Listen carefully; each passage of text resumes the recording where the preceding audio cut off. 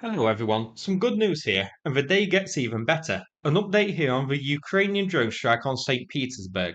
So after giving Russia permission to go ahead with its Victory Day parade, permission wasn't granted for the Saint Petersburg Economic Forum which is taking place today. Ukraine seemingly put in charge of the opening fireworks show here.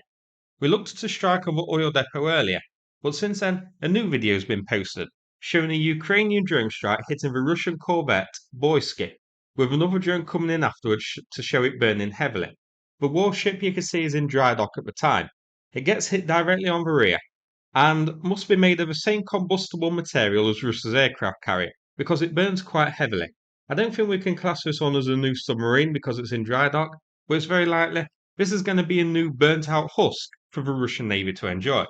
I always enjoy seeing strikes on Russian naval targets. They're my favourite ones, and we've seen a lot of them this year.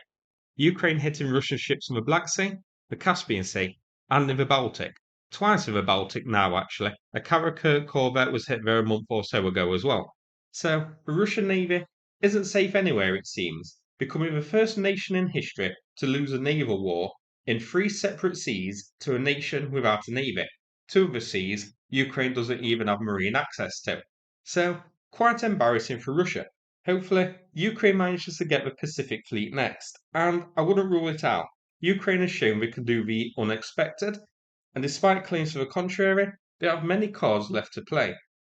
Here again, Zelensky pulling another ace out of his sleeve. Reports are saying that the ship is the Steregushchiy-class Corvette Boykiy. Russia had 5 of these. One of them has been redeployed to the Mediterranean. Maybe I should use past tense to say had 5 rather than has 5. These are large corvettes with a standard 1,800 tons and are armed with anti-ship cruise missiles and anti-air missiles. The Boikiy, the one reported hit here, entered service in 2013. Hopefully we get confirmation of its destruction, but it's certainly looking very toasty, so I think it's safe to say this has gone, or at least very badly damaged. Here's the geolocation, so the strike hitting the ship in the dry docks with a red circle here.